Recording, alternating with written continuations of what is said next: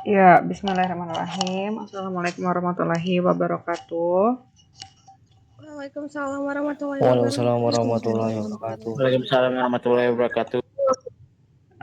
Hari ini kita belajar lagi ya. Kita mulai lagi pembelajaran untuk mata pelajaran matematika peminatan. Silahkan diambil buku paketnya. Hari ini kita akan menggunakan buku paket sebagai pegangan. Udah ada buku paketnya? Sudah, Bu. Ibu teh lupa kalau di kelas ini tuh baru sampai yang 4 kondisi itu ya? Terakhir atau udah Ibu jelasin yang 2 kondisi?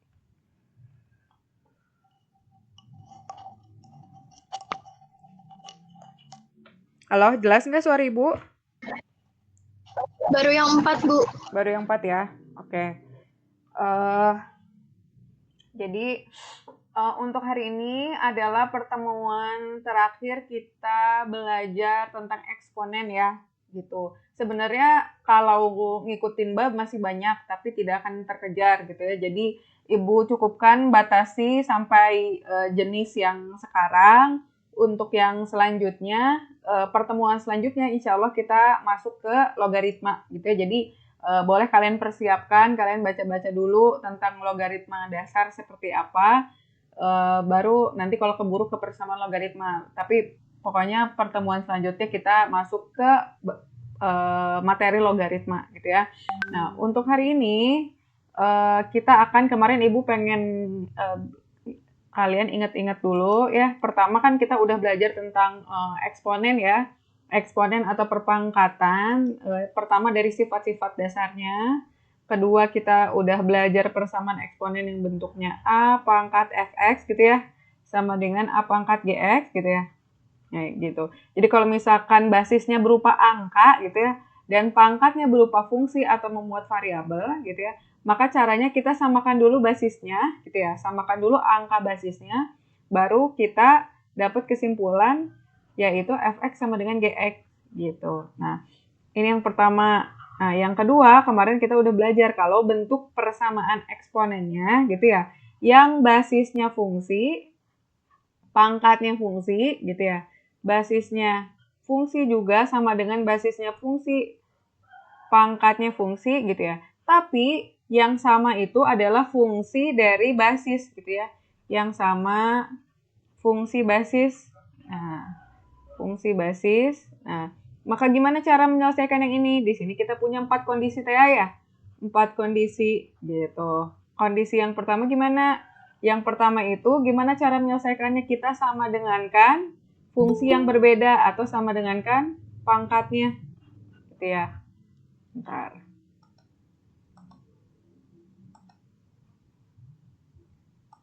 Nah, terus yang kedua gimana? Yang kedua kita punya basisnya sama dengan 1 gitu ya. Yang ketiga kita punya basisnya sama dengan 0, tapi ada syarat gitu ya. Kenapa, Bu, harus ada syarat? Karena kalau basisnya 0, pangkatnya tidak boleh 0 atau tidak boleh negatif gitu ya. Jadi kalau misalkan kita punya perpangkatan basisnya 0, dia nggak boleh pangkatnya 0 atau dia nggak boleh pangkatnya negatif. Misalkan min 5, 0, min 4. Karena apa? Karena kalau pangkatnya negatif, kan ingat sifat eksponen yang sebelumnya, kalau ada pangkat negatif, pangkatnya akan jadi positif kalau kita pindahkan ke bawah ya kan? Nah, gini. Nah, sedangkan 0 itu tidak boleh jadi penyebut gitu ya. 0 tidak boleh jadi penyebut. Kalau jadi pembilang boleh 0 per 2, 0. Tapi kalau misalkan 2 per 0 dia nggak boleh. 2 per 0 itu adalah bilangan yang tidak terdefinisi gitu ya. Tidak terdefinisi. Ingat-ingat ya. 0 boleh ada di pecahan asal dia ada di atas. Kalau di bawah dia tidak terdefinisi gitu ya.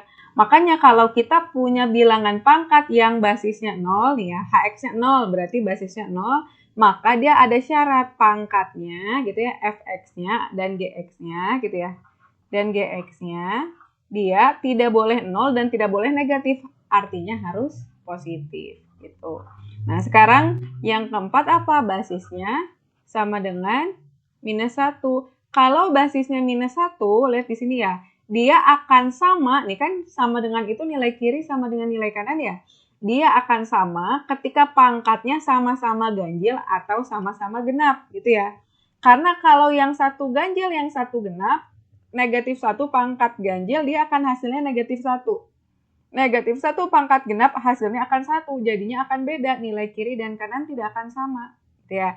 Jadi kalau misalkan kita punya basisnya negatif 1, maka pangkatnya harus sama-sama ganjil atau sama-sama genap. Atau secara matematika kalau misalkan ibu tulis tuh jadi gini, negatif 1 pangkat fx gitu ya, harus sama dengan negatif 1 pangkat gx. Atau ini itu bisa terjadi kalau fx-nya fx, gx ganjil gitu ya, ganjil, atau fx, gx genap gitu ya. Ini mah ingat-ingat yang kemarin. Nah, gimana Bu kalau misalkan ternyata dia pecahan atau bilangan koma atau akar, dia ganjil apa genap? Dia bukan ganjil dan bukan genap, karena bilangan ganjil dan bilangan genap itu hanyalah bilangan bulat gitu ya, yang bukan koma, bukan pecahan. Bu, kalau negatif bisa kita sebut ganjil atau genap? Bisa gitu ya. Negatif 1 ganjil, negatif 5 ganjil gitu ya, negatif 4 genap, negatif 6 genap gitu ya. Jadi ganjil dan genap itu dilihat dari bilangannya, dia bisa dibagi 2 atau enggak gitu ya. Mau dia negatif, mau dia positif, bisa kita tentukan ganjil genapnya. Tapi kalau misalkan koma, akar gitu ya, nggak bisa gitu ya. Nah, sekarang kita, ini nggak usah di inilah ya. Sekarang kita, kalau misalkan suara ibu nggak jelas, potong tiba-tiba ya, jangan WA, karena ibu nggak akan buka WA kalau lagi ngajar. Jadi misalkan bu nggak jelas gitu. Jadi jangan sampai ibu udah panjang jauh, tapi itu ternyata kalian tuh nggak bisa dengar apa-apa gitu ya. Gitu. Nah, hari ini kita akan belajar bentuk terakhir. Boleh dibuka buku paketnya halaman 16 ya. Kita akan belajar bentuk menyelesaikan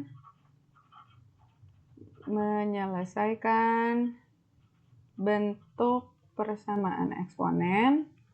Kalau menyelesaikan tuh artinya kita mencari nilai dari variabelnya ya, sama aja kayak biasa. Eksponen bentuknya fx pangkat hx sama dengan fx pangkat fx pangkat hx sama dengan gx pangkat hx gitu ya. Kalau kemarin mah yang sama fungsi basis ini, lihat ya, ini h, ini f, ini g. Artinya apa?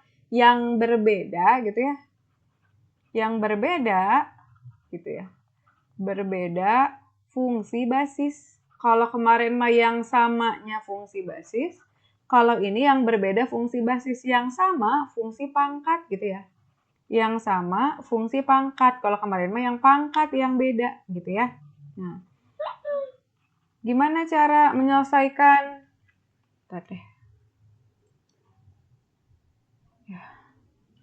Gimana cara menyelesaikan bentuk ini? Nah, kita mulai analisis lagi ya, pakai cara yang kemarin. Nah, gimana menganalisisnya? Jadi kalau misalkan kita mau menyelesaikan bentuk ini, artinya kita cari gitu ya nilai X yang kalau kita substitusikan ke sini gitu ya, walaupun bentuk fungsinya berbeda, maka nilai di kiri tetap sama dengan nilai di kanan gitu ya. Kalau di sini fx hx, di sini fx hx mah pasti sama gitu ya. Tapi di sini kondisinya walaupun fungsinya berbeda gitu ya. Walaupun fungsinya berbeda, fungsi basisnya berbeda, kita akan cari nilai X yang kalau kita substitusikan ke persamaan itu, nilai di sebelah kiri akan sama dengan nilai di sebelah kanan. Coba kita langsung pakai contoh soal deh.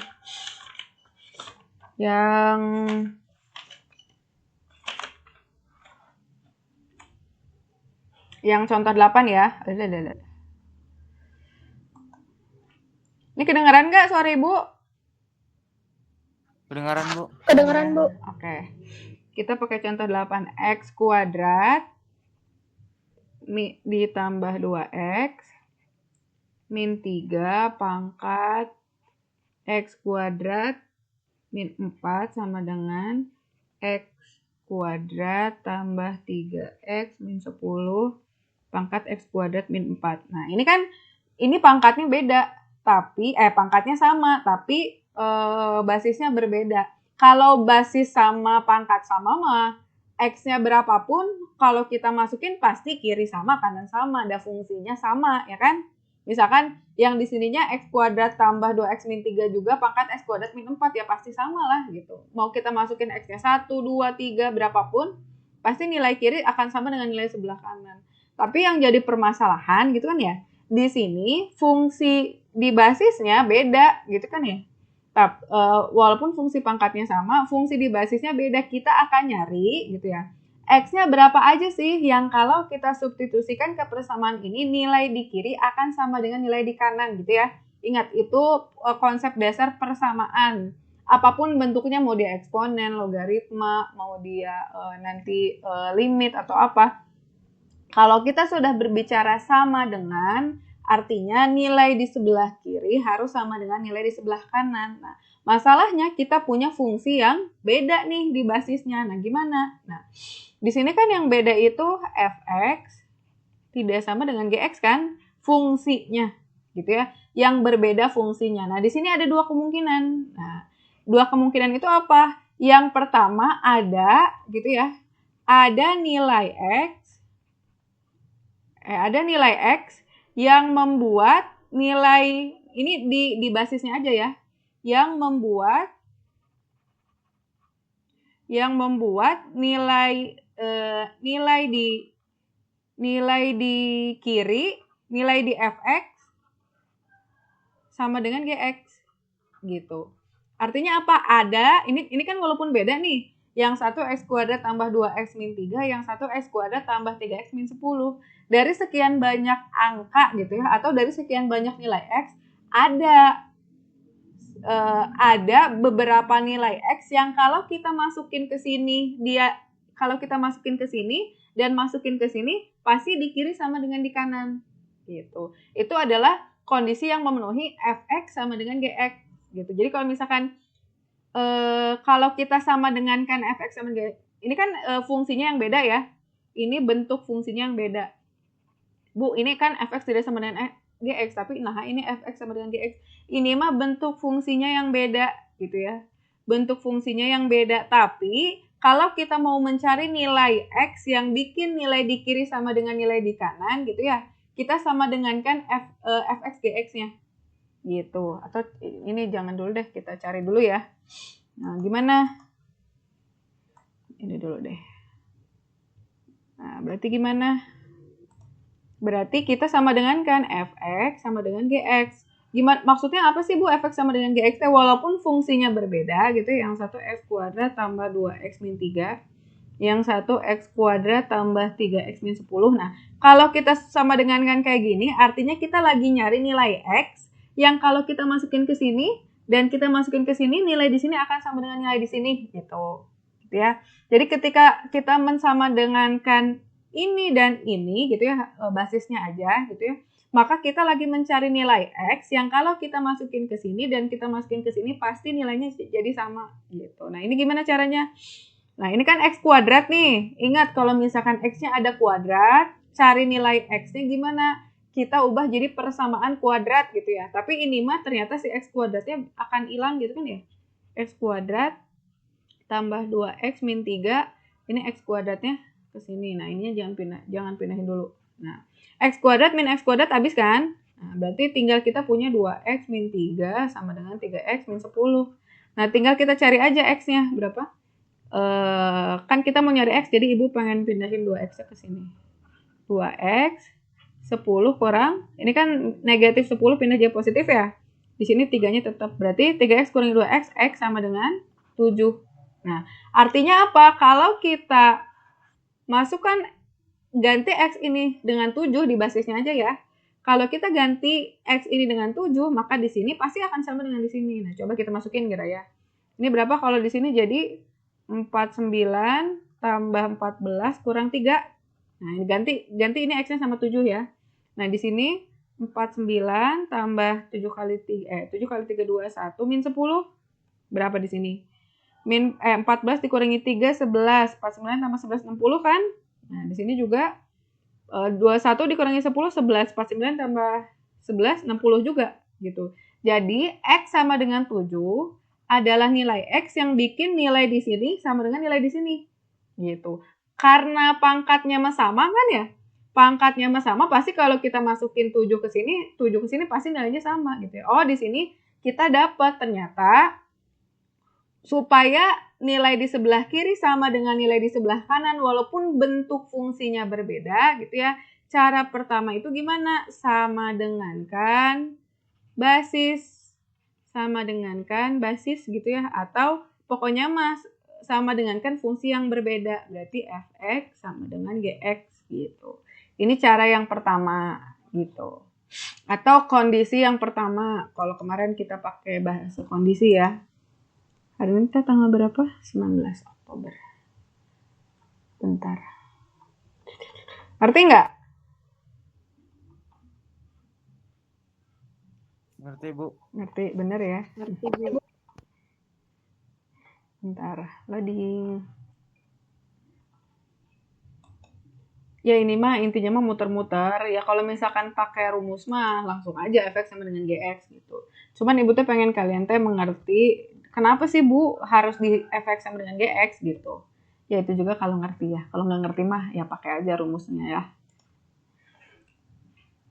Jadi kenapa sih kalau misalkan kita ngerjain fx pangkat hx sama dengan gx pangkat hx. Nah, kondisi pertama gitu ya. Nih, cara jawabnya, kondisi pertama itu pokoknya kita sama denganin dulu deh fungsi yang berbeda. Kenapa sih Bu harus disama denganin fungsi yang beda? Jadi ketika kita menyamadengankan fungsi yang berbeda, kita tuh lagi nyari nilai x yang kalau kita masukin ke sini nilainya pasti sama gitu.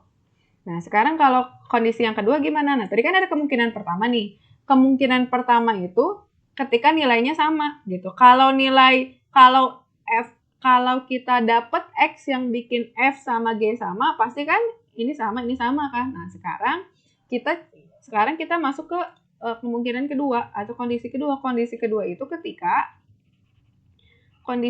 itu ketika nilai di sini beda sama nilai di sini. Nilai fx sama beda dengan nilai gx gitu ya. Misalkan kalau misalkan ibu mau pakai huruf, nih ibu punya b pangkat a sama dengan c pangkat a gitu ya. Ibaratnya ini kita lagi mau nyari angka nih. Ibu punya b pangkat a sama dengan c pangkat a, dengan b itu beda sama dengan c. Misalkan ibu punyanya b-nya 2 gitu ya, c-nya 3. Nah, misalkan ibu punya 2 pangkat A sama dengan 3 pangkat A. Kalau tadi mah kan di sebelah kita nyari nilai X yang bikin F sama dengan G kan. Nah, itu kemungkinan pertama udah kita simpan gitu. Kemungkinan pertama itu kondisi pertama kita nyari X yang bikin Fx sama dengan Gx gitu. Nah, sekarang kemungkinan kedua itu gimana kalau si Fx dan Gx itu nilainya beda gitu. Nah, misalkan ibu misalkan dengan misalkan fx-nya nanti jadi 2, gx-nya jadi 3. Nah, kita nyari hx-nya. Hx-nya harus berapa sih? Gitu ya.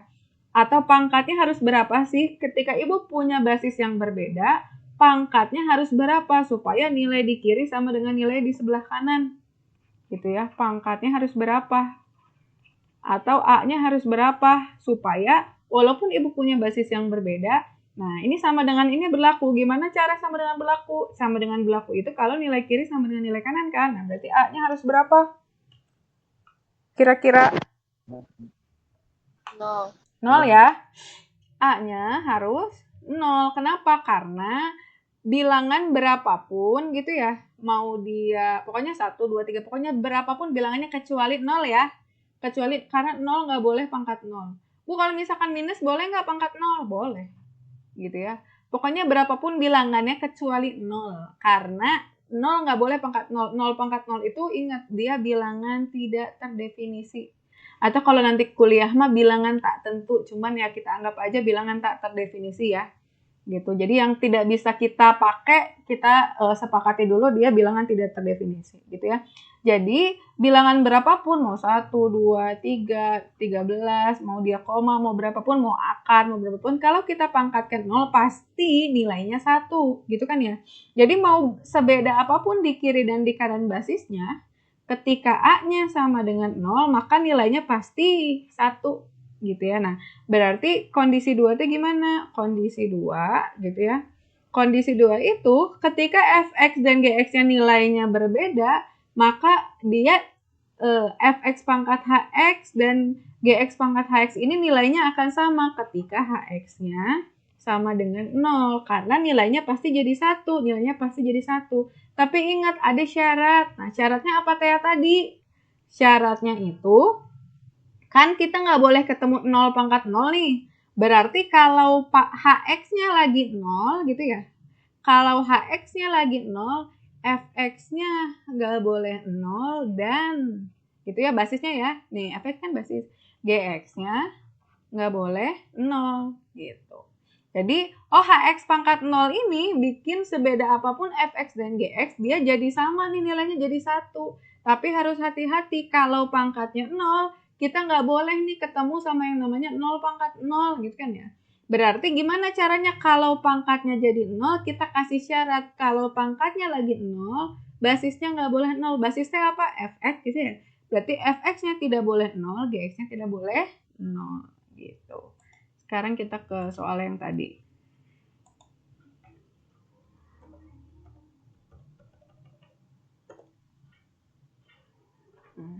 Ya mudah-mudahan tulis catatan Ibu dipahami ya. Nah, tadi apa?